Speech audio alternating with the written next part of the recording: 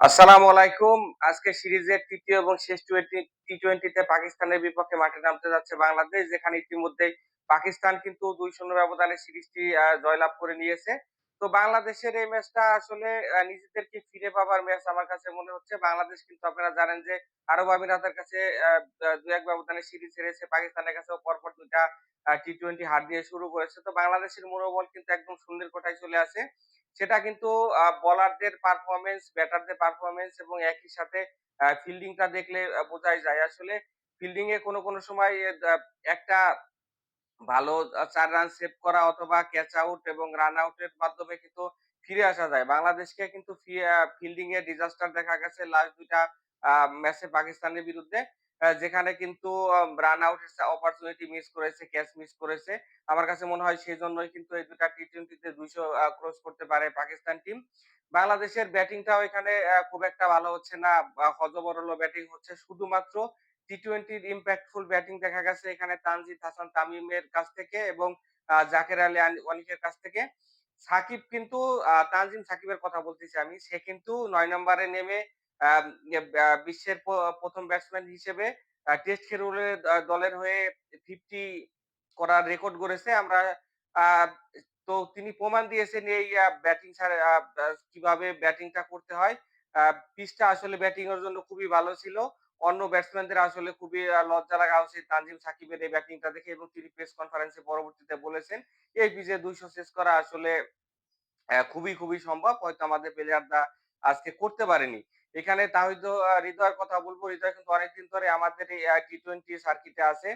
National টিমের হয়ে খেলতেছে। কিন্তু তার অনেক ট্যালেন্ট আমরা তা দে তার মধ্যে পেলেও কিন্তু তিনি বর্তমানে খুব ভালো পারফর্ম করতে পারতেছেন না। আসলে ট্যালেন্ট দিয়ে কি লাভ হবে?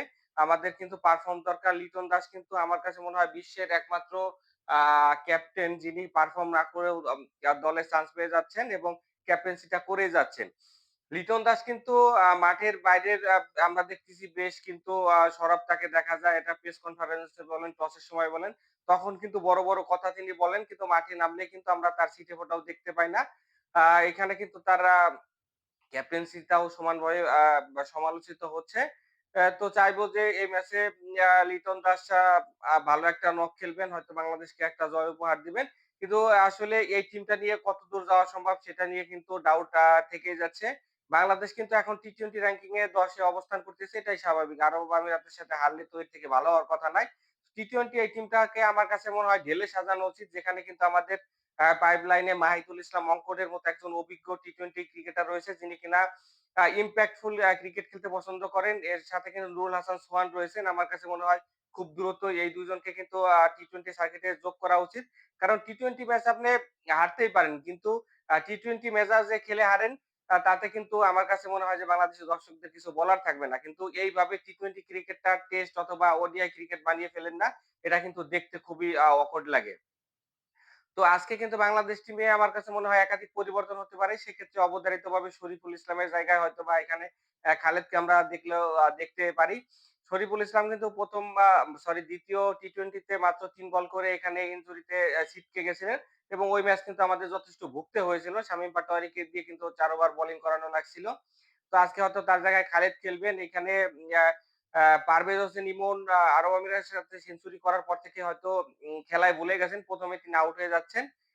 তো তার জায়গায় হয়তোবা নাজমুল হোসেন শান্তকে দেখা গেলেও যেতে পারে। শান্তও কিন্তু টি-টোয়েন্টি ক্রিকেটে খুবই ভয়াবহ ফর্মে রয়েছে। পাশাপাশি বলব যদি এখানে হচ্ছে শামীম হোসেন পাটোয়ারি খেলাও কিন্তু আপ টু দ্য মার্ক না। তার জায়গায় হয়তো শিখ মেহেদীকে দেখা যেতে পারে। শিখ মেহেদী কিন্তু ১ম এ ব্রেক থ্রো এনে দেন এবং মিডল ওভারে গিয়ে কিন্তু ভালো বল করে থাকেন। হয়তোবা শেখ মুহিদি, আ আ খালেদ আহমেদ, নাজমুল হোসেন শান্ত এদেরকে দেখা গেলেও দেখা যেতে পারে। তবে সবচাইতে বড় কথা বাংলাদেশের একটা জয় কিন্তু ফিরিয়ে ভেঙে পড়া মনোবল আ আ ফিরে পেতে পারে বলে আমার কাছে মনে হয়। সেক্ষেত্রে একটা জয় খুবই প্রয়োজন আমাদের। যদিও বাংলাদেশ লাস্ট ৪ টা টি-টোয়েন্টি ম্যাচে যেভাবে খেলেছে তাহলে সেক্ষেত্রে তাদের কাছ থেকে জয় আশা করা এখানে আসলে খুব একটা বোকামি হবে। কিন্তু মানুষ তো আসলে আশাতেই বাঁচে। সেই আশাটা করতে আসলে দোষটা কি?